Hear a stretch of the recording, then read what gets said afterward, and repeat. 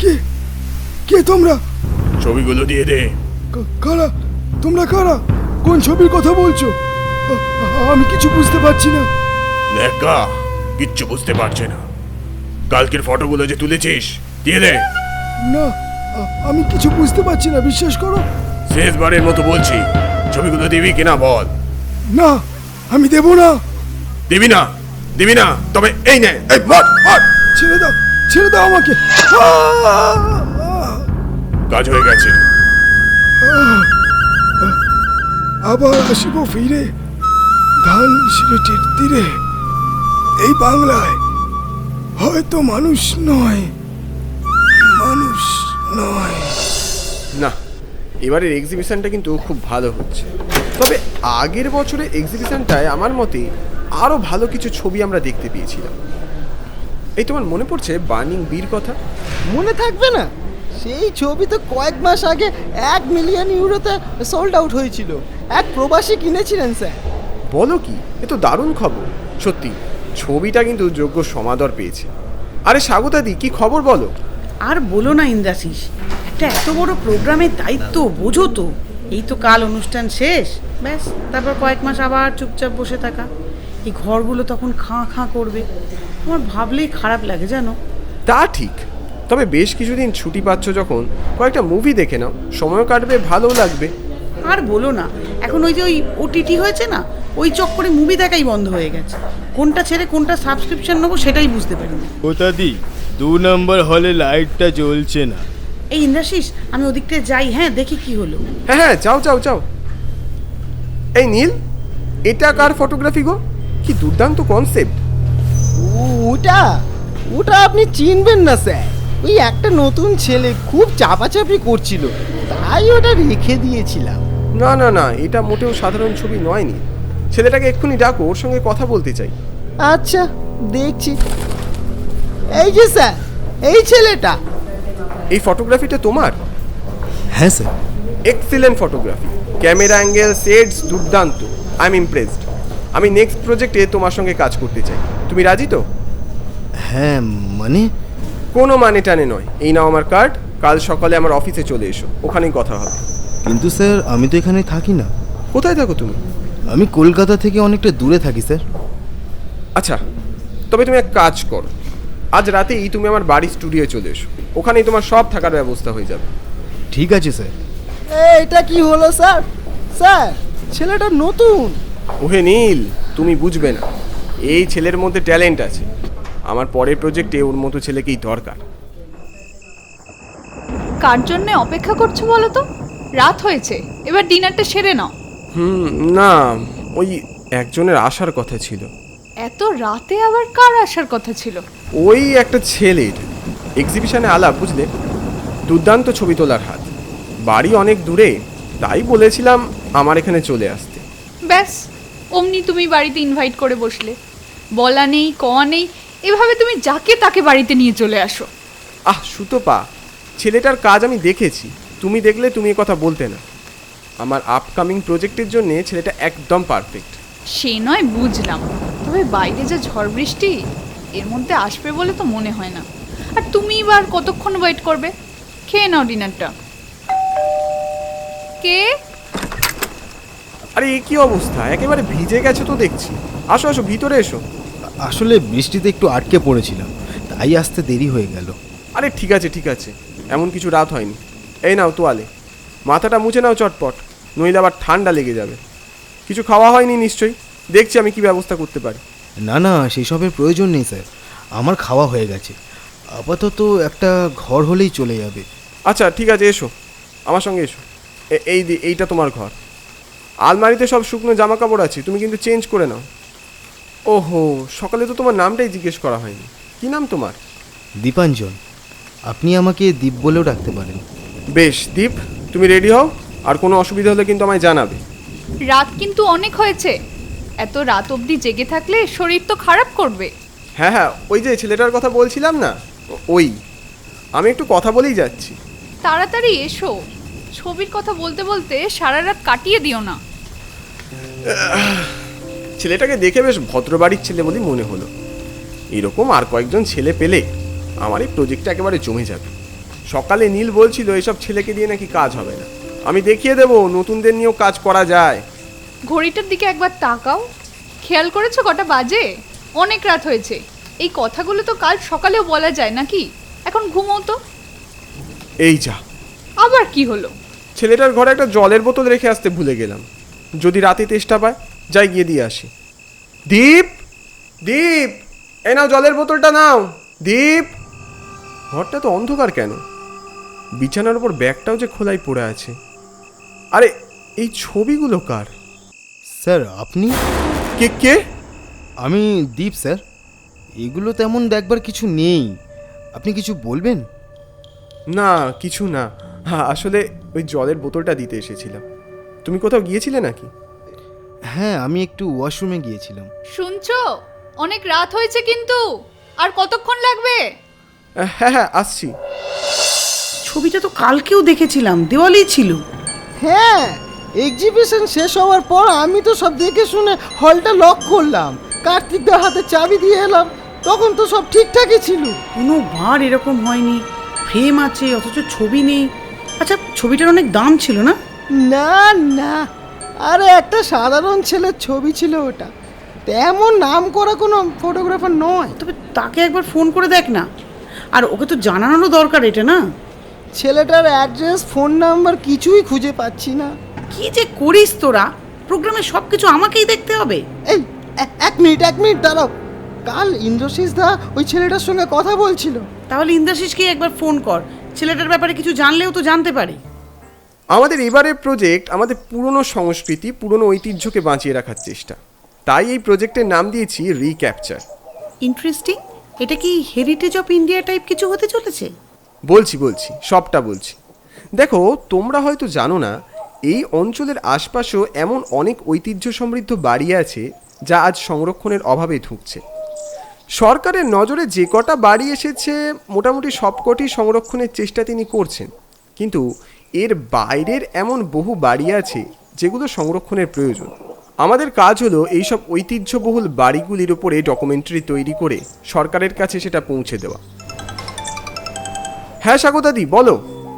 শোনো না, একটা বাজে ব্যাপার হয়ে গেছে। কি হয়েছে স্বাগতাদি? এই এক্সিবিশন হল থেকে একটা ছবি না মিসিং। কি বলছো? ছবি মিসিং? কোন ছবি? হ্যালো ইন্দ্রশিস দা, আমি নীল বলছি। আরে কালকে যেই ছেলেটার ছবিটা দিয়েছিল না, তুমি প্রশংসা করছিলে, সেই ছবিটার কথা বলছি। ও আচ্ছা ইন্দ্রাশিস, তোমার সঙ্গে ওই ছবির ফটোগ্রাফার ছেলেটির কথা হয়েছিল শুনলাম। ওর ঠিকানাটা কি একটু পাওয়া যাবে ভাই? আরে ঠিকানা কি বলছো? ছেলেটা আমার সামনেই বসে আছে। ও যখন জানে না, ওকে এখনই জানানোর দরকার নেই, বুঝলে? আসলে বুঝতেই পারছো, নেগলিজেন্সিটা তো আমাদের। ঠিক আছে, সে নিয়ে চিন্তা করো না। কে ওখানে? কে? আরে কে ওখানে? সামনে এসো। কি হয়েছে স্যার? না, মনে হলো জানলার বাইরে কেউ যেন দাঁড়িয়ে আছে। কই, আমরা তো কাউকে দেখতে পেলাম না। ও তাহলে হয়তো আমারই মনের ভুল। তাহলে চলো ডিসকাশনটা এবার কন্টিনিউ করা যাক। আজ এই সম্বর্ধনা সভায় আমি দুজন মানুষের কথা বলবো। প্রথম জনের, যার ছবি কথা বলে। দেশ বিদেশের মানুষ অজস্র পুরস্কারে তাকে ভূষিত করেছে বারবার। দ্বিতীয়জন তার যোগ্য সঙ্গত। তার সুরের মূর্ছনায় বিভোর হয়ে যাই আমরা। তার গলার গান কে না শুনতে ভালোবাসে। নমস্কার। আজ আমি সত্যি আপ্লুত। ধন্যবাদ আপনাদের সকলকে। এই এত সুন্দর করে এক্সিবিশন, কম্পিটিশন, কালচারাল অ্যাক্টিভিটিস, এই টোটাল প্রোগ্রাম অর্গানাইজ করা একমাত্র স্বাগতাদির পক্ষেই সম্ভব। সবশেষে ধন্যবাদ জানাবো সুকৃষ্টির সদস্যদের। আপনারা সকলেই খুব ভালো থাকুন। ইন্দ্রাশিস, এবার তুমি কিছু বলো। নমস্কার। আমার আর আলাদা করে বলার কিছু নেই।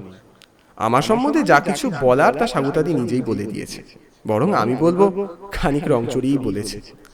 তবে স্বাগতাদি নিজেও জানে না আমার এই উত্তরণে সুকৃষ্টি আর তমগ্নধার হাত কতটা। প্লিজ ইন্দ্রাশিস, আজ এসব কথা থাক না। না স্বাগতাদি, আজ তমগ্নদার কথা না বললে আমার হয়তো কিছু বলাই হবে না। তমগ্নদা আমায় হাতে ধরে সবকিছু শিখিয়েছিলেন। আজ বলতে ভীষণ কষ্ট হচ্ছে, কতদিন হয়ে গেল দাদা আমাদের মাঝখানে নেই। খারাপ লাগে যখন দেখি এখনো ওনার খুনিরা ধরা পড়ল না। এদিকে স্বাগতাদি যে কিভাবে এত বড় একটা প্রতিষ্ঠান সামলাচ্ছে বিশ্বাস করা যায় না। যাক, বক্তব্য আর বাড়াবো না, শুধু এটুকুই বলবো তমগ্নদাকে আজও প্রতি মুহূর্তে মিস করি। এ কি, চারিদিক অন্ধকার হয়ে গেল কেন? স্বাগতাদি, সুতপা! হঠাৎ অন্ধকার মঞ্চের ওপর পাশ থেকে পড়ে যাওয়ার শব্দ পেলাম। আলো ফিরতেই দেখলাম সুতপা মঞ্চের ওপর পড়ে আছে।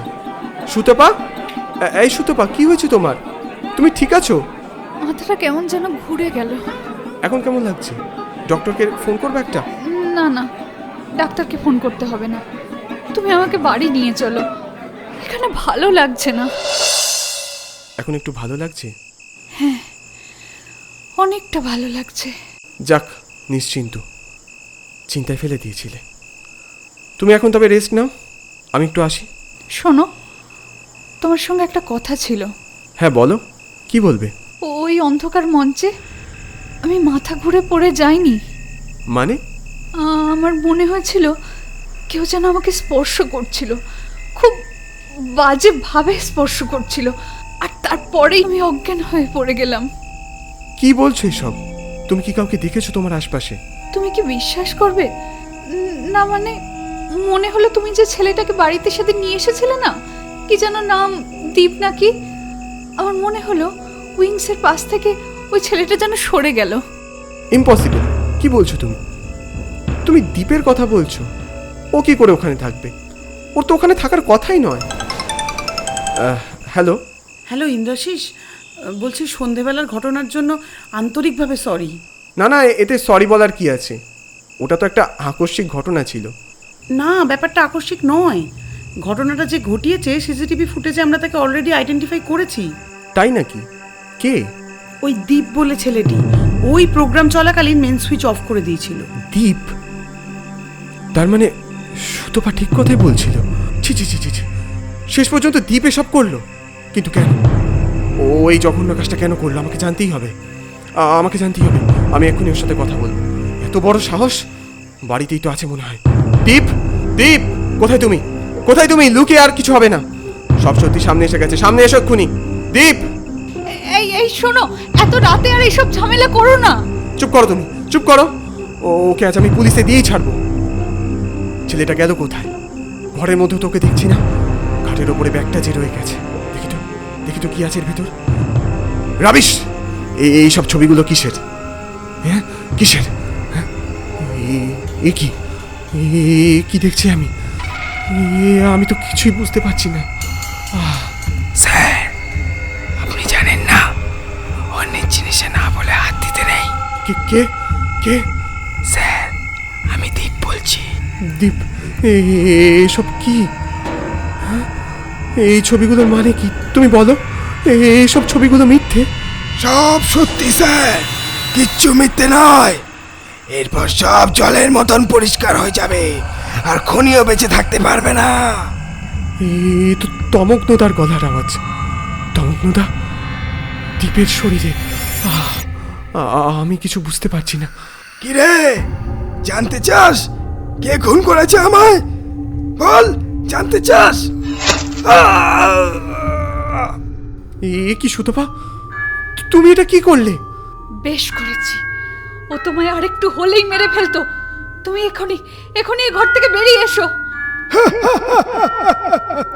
কি রে, অবাক হলি? তোর বউয়ের এইরকম রূপ আগে দেখিসনি, তাই না? আমায় ছাড়, আমায় ছাড়। ও কি বলবে? আমি বলছি শোন, তোর বউ একজন প্রতারক, ঘুষখোর, খুনি। মানে?